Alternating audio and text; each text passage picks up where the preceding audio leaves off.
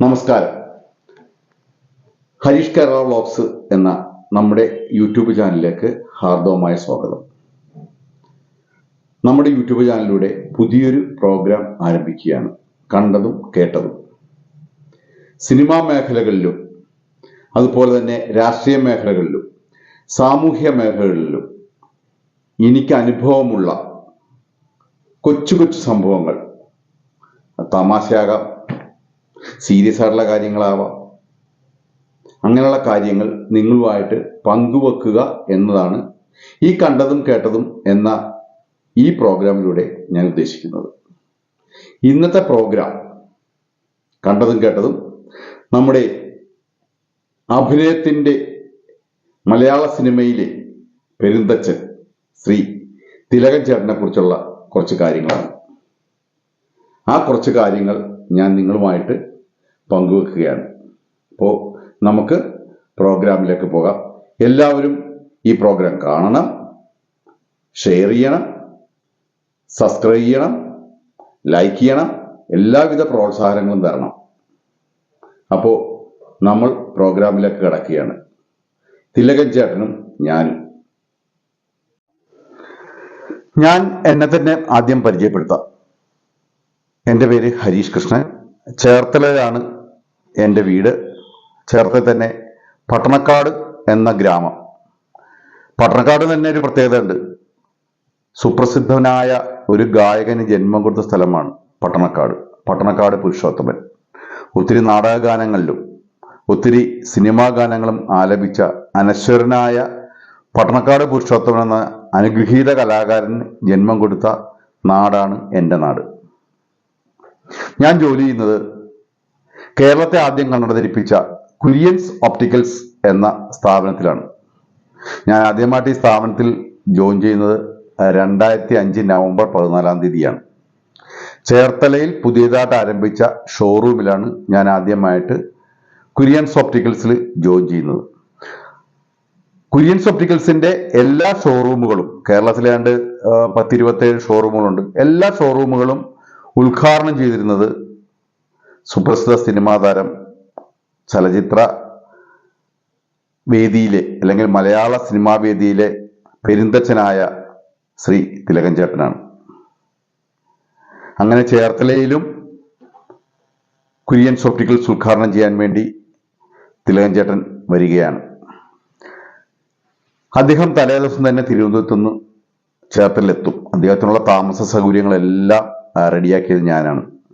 ചേർത്തലയിലെ അന്നത്തെ നല്ലൊരു ഹോട്ടലായ ട്രാവൻകൂർ പാലസിലാണ് അദ്ദേഹത്തിന് താമസ സൗകര്യം ഒരുക്കിയത്.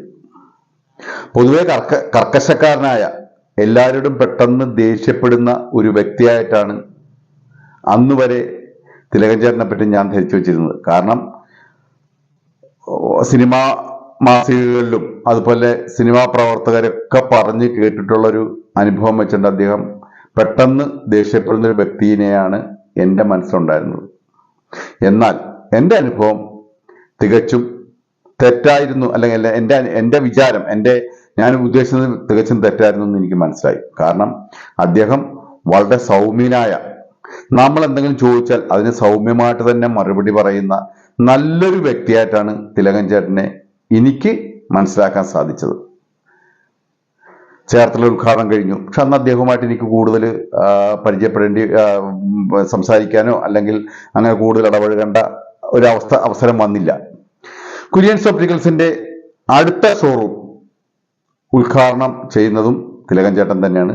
അത് വേറൊന്നുമല്ല, ഹരിപ്പാട് ഒരു ഷോറൂം പോയി കാണുകയും അങ്ങനെ ആ ഷോറൂമിന്റെ ഉദ്ഘാടനവും തിലകൻ ചേട്ടനെ കൊണ്ട് തന്നെ ചെയ്യിക്കാൻ ഈ മാനേജ്മെന്റ് തീരുമാനിച്ചു. അങ്ങനെ എനിക്കാണ് ഈ ഹരിപ്പാടത്തെ ആ ഷോറൂമിന്റെ ചാർജ് തരികയും അങ്ങനെ തലേ ദിവസം ഇതുപോലെ തന്നെ തിലകൻ ചേട്ടൻ വരികയും അതിന് തിലകൻ ചേട്ടൻ തന്നെ എന്തൊക്കെ പറഞ്ഞു. കൽപ്പകവാടി എന്നുള്ള ഒരു ഹോട്ടലുണ്ട്, അതായത് തോട്ടപ്പള്ളി, ചെറിയാൻ കൽപ്പകവാടിയുടെ ഉടമസ്ഥയിലുള്ള ഒരു ഹോട്ടലാണത്. സുപ്രസിദ്ധ തിരക്കഥാകൃത്താണത്. ലാൽ സലാം, അതുപോലെ തന്നെ അങ്ങനെ കുറെ സിനിമകൾ, ലാൽ സലാം, രക്തസാക്ഷികൾ സിന്ദാബ, ഉള്ളടക്കം, നിർണയം, അങ്ങനെയുള്ള കുറേ സിനിമകളുടെ തിരക്കഥാകൃത്ത് കൂടിയായ ശ്രീ ചെറിയാൻ കൽപ്പകവാടിയുടെ ഉടമസ്ഥതയിലുള്ള കൽപ്പകവാടി ഇന്നിലായിരുന്നു തിലകൻ ചേട്ടൻ അന്ന് താമസ സൗകര്യം ഒരുക്കിയിരുന്നത്. അത് അദ്ദേഹം തന്നെ എന്നെ വിളിച്ച് പറഞ്ഞു. ഈ പോരുന്നതിന് മുമ്പായിട്ട് എൻ്റെ നമ്പറിൽ വിളിച്ചിട്ട് പറഞ്ഞു, എനിക്ക് ഇന്ന പോലെ കൽപ്പകവാടിയിൽ മുറി തന്നാൽ മതി എന്ന് പറഞ്ഞു. അങ്ങനെ ഞാൻ ചെറിയാൻ കൽപ്പകവാടി സാറുമായിട്ട് സംസാരിച്ചു, അവിടെ പോയി കണ്ടു. അങ്ങനെ അദ്ദേഹത്തിന് അവിടെ റൂം റെഡിയാക്കി കൊടുത്തു. തലേദിവസം വൈകുന്നേരം തന്നെ അദ്ദേഹം വന്നു. അദ്ദേഹത്തിൻ്റെ ഒരു സഹായി കൂടി ഉണ്ടായിരുന്നു എന്ന് എനിക്ക് തോന്നുന്നു. വരികയും അദ്ദേഹം അവിടെ താമസിക്കുകയും ചെയ്തു. അപ്പോൾ ഞാൻ റൂമിൽ ചെന്ന് അദ്ദേഹത്തിന് വേണ്ടുന്ന കാര്യങ്ങളൊക്കെ ചെയ്തു. അങ്ങനെ ഞാൻ തിരിച്ച് ഹരിപ്പാടേക്ക് പോന്നു. ഈ ഹരിപ്പാട് ഷോറൂമിൻ്റെ ഉദ്ഘാടനത്തിൻ്റെ അന്ന് തന്നെയായിരുന്നു സുപ്രസിദ്ധ ചലച്ചിത്ര താരം ശ്രീമതി നവ്യ നായരുടെ വിവാഹവും. ഹരിപ്പാട് സുബ്രഹ്മണ്യ സ്വാമി ക്ഷേത്രത്തിൽ വെച്ചായിരുന്നു ആ വിവാഹം. ഈ സുബ്രഹ്മണ്യ സ്വാമി ക്ഷേത്രത്തിന്റെ നേരെ മുൻവശമുള്ള ടൗൺ ഹാൾ ജംഗ്ഷനിലാണ് ഞങ്ങളുടെ ഈ കുര്യൻസ് ഒപ്റ്റിക്കൽസിന്റെ ഷോറൂം അന്ന് തിലകൻ ചേട്ടൻ ഉദ്ഘാടനം ചെയ്യേണ്ടത്. ഈ നവ്യ നായരുടെ കല്യാണത്തിന് വേണ്ടി പങ്കെടുക്കാൻ ഒത്തിരി സിനിമാ താരങ്ങൾ അന്ന് ഹരിപ്പാട് എത്തിയിട്ടുണ്ടായിരുന്നു. ഞങ്ങളുടെ ഷോറൂമിന്റെ ഉദ്ഘാടനങ്ങളെല്ലാം കഴിഞ്ഞ് ഞാൻ അദ്ദേഹത്തെ തിരിച്ച് കൽപ്പകവാടിയിൽ കൊണ്ടുചെന്ന് ആക്കാനായിട്ട് ചെന്നപ്പോൾ ഒത്തിരി സിനിമാ താരങ്ങൾ അവിടെ ഉണ്ടായിരുന്നു. പൊന്നമ്മ ചേച്ചി, KP ലളിത ചേച്ചി, അങ്ങനെ ഒത്തിരി ഒത്തിരി സിനിമാ താരങ്ങൾ അന്ന് അവിടെ ഉണ്ടായിരുന്നു. അവരുമായിട്ടൊക്കെ വളരെ ചിരിച്ച് തമാശ പറയുന്ന ഒരു തിലകൻ ചേട്ടനെയാണ് ഞാൻ അവിടെ കണ്ടത്. അത് കഴിഞ്ഞ് പിന്നെ ഞങ്ങളുടെ മാവേലിക്കര ഷോറൂം ഉദ്ഘാടനം ചെയ്യാൻ അദ്ദേഹം വന്നു. അത് കഴിഞ്ഞ് നീണ്ടൊരു ഇടവേളയ്ക്ക് ശേഷമാണ് ആലപ്പുഴയിലുള്ള ഞങ്ങളുടെ രണ്ടാമത്തെ ഷോറൂമായ തിരുവമ്പാടി കുര്യൻസ് ഒപ്റ്റിക്കൽസിൽ ഉദ്ഘാടനം ചെയ്യാൻ വേണ്ടി തിലകൻ ചേട്ടൻ വന്നത്. ഈ സമയത്തൊക്കെ ഈ ഹരിപ്പാട് ഷോറൂം ഉദ്ഘാടനം ചെയ്ത് കഴിഞ്ഞ് മാവേലിക്കര ഷോറൂം ഉദ്ഘാടനത്തിന്റെ ആ സമയത്ത് അദ്ദേഹം ഒരു ട്രീറ്റ്മെന്റിന് വേണ്ടി പന്തളത്ത് ഒരു ആയുർവേദ ഹോസ്പിറ്റലിൽ പോവുകയും അവിടെ ഇടയ്ക്ക് ഞാൻ ചെന്ന് അദ്ദേഹത്തെ കാണുകയും അദ്ദേഹത്തിന് ഈ ഷുഗറിന് വേണ്ടി ഇൻസുലിൻ എടുക്കാൻ വേണ്ടി കാർട്രിഡ്ജ് വാങ്ങിച്ചു കൊടുക്കുകയൊക്കെ ചെയ്തത് ഞാനായിരുന്നു. അങ്ങനെ അദ്ദേഹമായിട്ട് കൂടുതൽ ഞാൻ അടുത്തു. തമാശകൾ പറയാനും എന്നെപ്പറ്റി അദ്ദേഹത്തിന് അറിയാനും അദ്ദേഹത്തിന്റെ ഓരോ കാര്യങ്ങൾ ചോദിച്ചു മനസ്സിലാക്കാനൊക്കെ എനിക്ക് സാധിച്ചിട്ടുണ്ട്. അത് കഴിഞ്ഞാണ് ആലപ്പുഴ തിരുവമ്പാടി ഷോറൂമിന്റെ ഉദ്ഘാടനം വരുന്നത്. അന്നും അദ്ദേഹം തിരുവനന്തപുരത്ത് നിന്ന് തലേ ദിവസം ആലപ്പുഴയിലേക്ക് വരികയാണ്. ആലപ്പുഴയിലെ പ്രശസ്തമായ ഹോട്ടലായ അർക്കേഡിയയിലാണ് അന്ന് അദ്ദേഹത്തിന് റൂം ഞങ്ങൾ റെഡിയാക്കിയിരുന്നത്. അങ്ങനെ ഉദ്ഘാടന ദിവസമായി രാവിലെ 11 മണിയായപ്പോൾ അദ്ദേഹം ഞങ്ങളുടെ ഷോറൂമിലേക്ക് എത്തുകയും അന്ന് അദ്ദേഹത്തിന് ചെറിയൊരു പ്രശ്നമുണ്ട്. കാലിന് ചെറിയൊരു പ്രശ്നം വന്നിട്ട് അതൊരു വാക്കർ കൂടി അദ്ദേഹം കയ്യിലുണ്ട്. അങ്ങനെ ആ വാക്കറിന്റെ സഹായത്തോടു കൂടിയാണ് അദ്ദേഹം ഉദ്ഘാടനം ചെയ്യാൻ വന്നത്.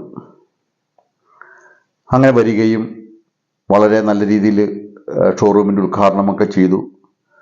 അന്ന് ഈ ഉദ്ഘാടനത്തിന് വേണ്ടിയിട്ട് നല്ല ബലൂൺ ആർച്ചും അതുപോലെ വലിയൊരു ജംഗ്ഷനിൽ വലിയൊരു മെയിൻ ആർച്ചൊക്കെ ഞങ്ങൾ സെറ്റപ്പ് ചെയ്തിട്ടുണ്ടായിരുന്നു. ഇത് അദ്ദേഹത്തിന് ഭയങ്കര ഈ ആർച്ചിൽ അദ്ദേഹത്തിന്റെ ഫോട്ടോയൊക്കെ വെച്ച് തിലകൻ ചേട്ടന് സ്വാഗതം, സുപ്രസിദ്ധ സിനിമാ നടൻ തിലകന് സ്വാഗതം എന്നൊക്കെ വെച്ച് ഇത് അദ്ദേഹത്തിന് ഭയങ്കരമായിട്ട് ഇഷ്ടപ്പെട്ടു. അദ്ദേഹം എൻ്റെ അടുത്ത് ചോദിച്ചു, ഇത് ചെയ്തത് ആരാണ്, ഇത് എങ്ങനെയാണ് ചെയ്തതിന് എത്ര രൂപ വന്നു? കാരണം 2 ദിവസം കഴിയുമ്പോൾ അദ്ദേഹത്തിന്റെ മകള് ഒരു ഡെന്റിസ്റ്റ് ഉണ്ട് തിരുവനന്തപുരത്ത്. അതിൻ്റെ ഒരു ദന്തൽ ക്ലിനിക്ക് ഇതുപോലെ ഉദ്ഘാടനം ചെയ്യുകയാണ്. അതിനുവേണ്ടി വെക്കാനായിട്ട് അല്ലെങ്കിൽ അതിനുവേണ്ടി ചെയ്യാൻ വേണ്ടിയിട്ടാണ്. ഇത് നന്നായിട്ടുണ്ട്, എനിക്ക് ഇഷ്ടപ്പെട്ടു എന്നൊക്കെ പറഞ്ഞ് പുള്ളി അന്ന് എന്നെ കുറെ പ്രശംസിച്ചതൊക്കെ ഞാൻ ഓർക്കുകയാണ്.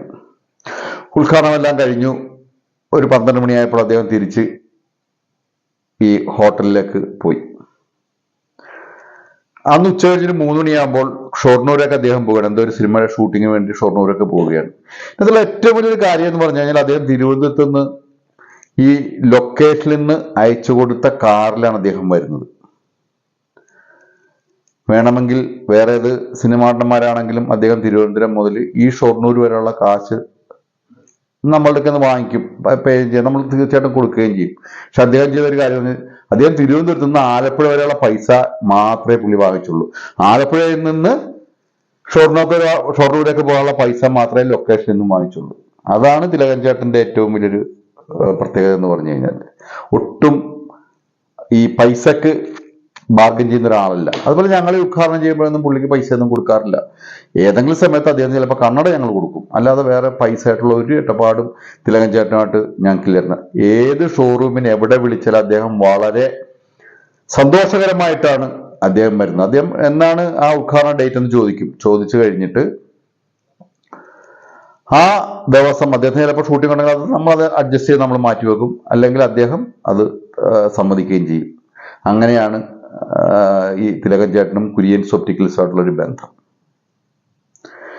ഞാൻ കുര്യൻസിൽ വന്നു കഴിഞ്ഞിട്ട് ചേർത്തല, പാല, ഹരിപ്പാട്, മാവേലിക്കര, കൊടുങ്ങല്ലൂര്, ആലപ്പുഴ, അങ്ങനെ ഒത്തിരി സ്ഥലങ്ങളിൽ അദ്ദേഹം ഷോറൂമുകൾ ഉദ്ഘാടനം ചെയ്തിട്ടുണ്ട്. ഞാൻ വന്നു കഴിഞ്ഞാൽ ഇവിടെയൊക്കെ ഷോറൂമുകൾ ആരംഭിക്കുന്നത് എല്ലാം ഈ തിലകൻ ചേട്ടൻ തന്നെയാണ് ഉദ്ഘാടനം ചെയ്യുന്നത്.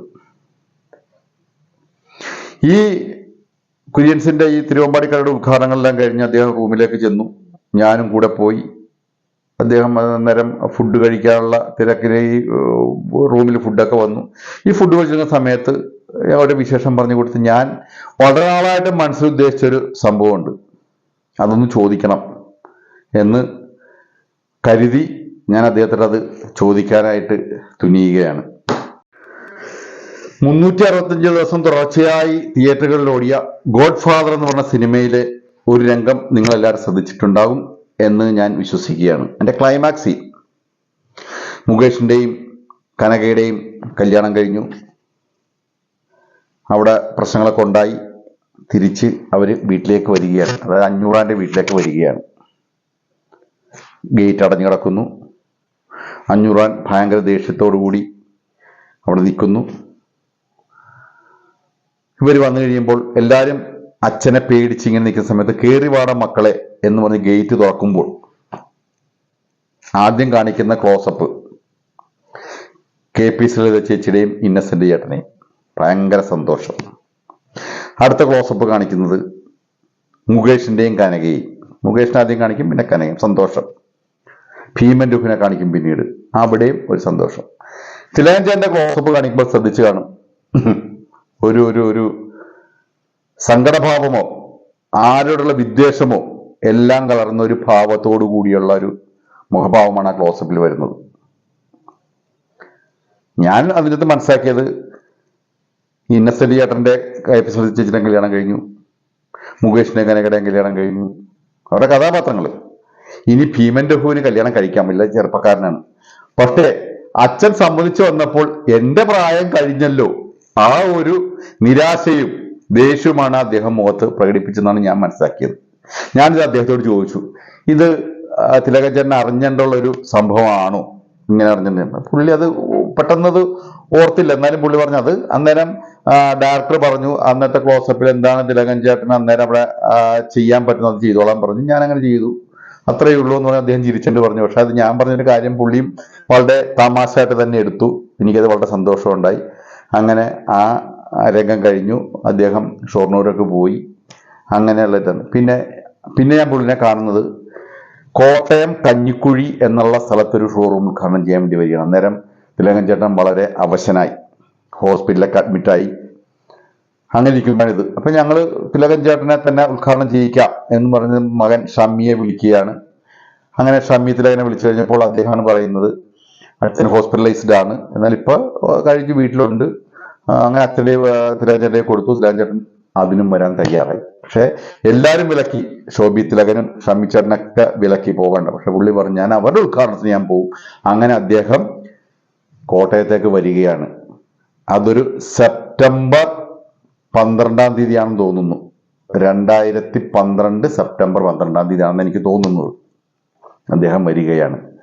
ഹോട്ടൽ തലേദിവസം അദ്ദേഹം വന്നതുപോലെ കോട്ടയം എയ്ഡ എന്ന ഹോട്ടലിലാണ് അദ്ദേഹത്തിന് മുറി ബുക്ക് ചെയ്തിരുന്നത്. കൂടെ അദ്ദേഹത്തിന്റെ ഇളയ പുത്രൻ ശോഭി തിലകനും വേറൊരു സഹായി ഉണ്ടായിരുന്നു. ഇതുപോലെ തലേ ദിവസം ഞാൻ റൂം റെഡിയാക്കി അദ്ദേഹം വന്നു എന്നറിഞ്ഞു കഴിഞ്ഞപ്പോൾ ഞാൻ ആ ഹോട്ടലിൽ ചെല്ലുകയാണ്. അദ്ദേഹത്തെ കണ്ടപ്പോൾ ഞാൻ ഞെട്ടി തകർന്നു പോയി. കാരണം യൂറിൻ ട്യൂബ് ഇട്ടുള്ള ഒരു തിലകൻ ചേട്ടനാണ് എനിക്കിവിടെ കാണാൻ സാധിച്ചത്. ശരീരത്തൊക്കെ അല്പം നീരുണ്ട്, യൂറിൻ ട്യൂബുണ്ട്. ശരിക്കും എനിക്ക് അദ്ദേഹത്തോട് വളരെ വളരെ തൊട്ട കാലിൽ വീണ് നമസ്കരിക്കാനുള്ളൊരു ഉണ്ടായി. കാരണം ഇത്രയും അവശനായിട്ടും ഞങ്ങളുടെ ഷോറൂമിന്റെ ഉദ്ഘാടനത്തിന് അദ്ദേഹം വന്നല്ലോ എന്നുള്ളൊരു ഇതുകൊണ്ട് എനിക്ക് ഒത്തിരി, ഞാൻ ശരിക്ക് എൻ്റെ കണ്ണ് നിറഞ്ഞുപോയി. പിറ്റേ ദിവസം അദ്ദേഹം ഉദ്ഘാടനം ചെയ്യാൻ വേണ്ടിയിട്ട് ഞങ്ങളുടെ ഈ കഞ്ഞിക്കുഴി ഷോറൂമിലേക്ക് വരികയാണ്. ഇതുപോലെ യൂറിൻ ബാഗൊക്കെ ഇട്ട് അദ്ദേഹത്തിൻ്റെ മകൻ ശോഭി തിലകനുണ്ട്, പിന്നെ ഒരു സഹായിയുണ്ട്. അദ്ദേഹം വരികയാണ്. ഞാനാണ് ഇന്ന് അദ്ദേഹത്തെ കൊണ്ടുവന്നത്. അദ്ദേഹം ഒരു ഇന്നോവ കാറിൻ്റെ ഫ്രണ്ട് സീറ്റിൽ ആ സീറ്റ് ബാക്കിലേക്ക് മടക്കി ഇട്ടിട്ട് അതിൽ ചാരിക്കടന്ന് ബാക്കിൽ ഞങ്ങളിരുന്ന് ആണ് അദ്ദേഹം ഷോറൂമിലേക്ക് വരുന്നത്. ഒത്തിരി ജനങ്ങളുണ്ടായിരുന്നു. യൂറിൻ ബാഗൊക്കെ ഇട്ട് ഒരിക്കലും മറക്കാൻ പറ്റൂല. അദ്ദേഹം ഷോറൂമിൽ ഉദ്ഘാടനം ചെയ്തു. സാധാരണ എല്ലായിടത്തും ഷോറൂം ഉദ്ഘാടനം ചെയ്ത് കഴിഞ്ഞാൽ അദ്ദേഹം കുറച്ചു നേരം അവിടെ നിന്ന് നാട്ടുകാരുമായിട്ടൊക്കെ അല്ലെങ്കിൽ അവിടെ കാണാൻ വരുന്നവരൊക്കെ ആയിട്ട് സംസാരിച്ച്, ഞങ്ങൾ മാനേജ്മെന്റുമായിട്ടൊക്കെ സംസാരിച്ചൊക്കെയാണ് അദ്ദേഹം പോകുന്നത്. പക്ഷെ ഇത് അദ്ദേഹം അന്ന് പെട്ടെന്ന് തന്നെ പോയി. അവിടുന്ന് പോയി 2 ദിവസം കഴിഞ്ഞപ്പോൾ അദ്ദേഹം ഹോസ്പിറ്റലൈസ്ഡായി. തിരുവനന്തപുരത്ത് ഏതൊരു ഹോസ്പിറ്റലായി. ഞങ്ങൾ കാണാൻ പോയിട്ടുണ്ടായിരുന്നു, പക്ഷെ ഞങ്ങൾക്ക് കാണാൻ പറ്റിയില്ല. അദ്ദേഹം ICUലായിരുന്നു. വളരെ സീരിയസ് ക്രിട്ടിക്കൽ സ്റ്റേജായി. അത് കഴിഞ്ഞാൽ കേരള ഗവൺമെന്റിന്റെ ഇതോടുകൂടി അദ്ദേഹം വെല്ലൂർ കൊണ്ടുപോയി.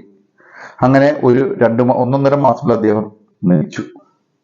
അതിന്റെ ഫ്യൂണറലിലൊക്കെ ഞങ്ങൾ തിരുവനന്തപുരത്ത് പോയിട്ടുണ്ട്. ഷാജി കവാസിലായിരുന്നു അദ്ദേഹത്തെ അടക്കിയത്. ഞങ്ങൾ പോയിട്ടുണ്ടായിരുന്നു. അങ്ങനെ കുര്യൻസിന്റെ എല്ലാമായ തിലകൻ ചേട്ടന്റെ ആ അധ്യായം അവിടെ അവസാനിക്കുകയാണ്. ഒത്തിരി നല്ല മനുഷ്യനായിരുന്നു.